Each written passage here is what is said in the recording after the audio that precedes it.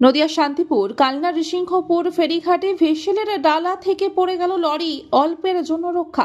ফের যাত্রী পারাপার এবং ভেসেল পারাপার নিয়ে উঠছে বড় সড় প্রশ্ন।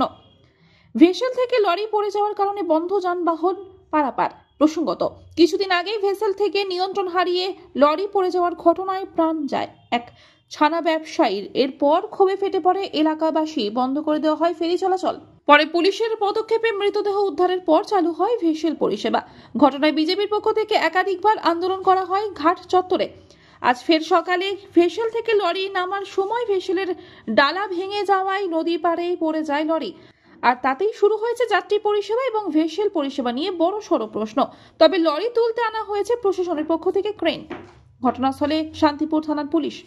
আপনি তো রোগী, কোথায় যাচ্ছিলেন? কতক্ষণ ধরে দাঁড়িয়ে আছেন? 8 ঘন্টা। অসুবিধা হচ্ছে? হ্যাঁ, একটু তো অসুবিধা হচ্ছে। কতক্ষণ দাঁড়িয়ে আছেন? 8 ঘন্টা। হ্যাঁ, একটু অসুবিধার মধ্যে আছি, এখন পার হতে পারিনি, ঘন্টাখানিক দাঁড়িয়ে আছি। প্রশাসন এসছে? হ্যাঁ, প্রশাসন আছে, আচ্ছা, প্রশাসন আছে, ঘাট মালিক আছে, সবার ব্যবস্থা নিচ্ছে। নদিয়া থেকে মাধব দেবনাথের রিপোর্ট, আনন্দ বার্তা।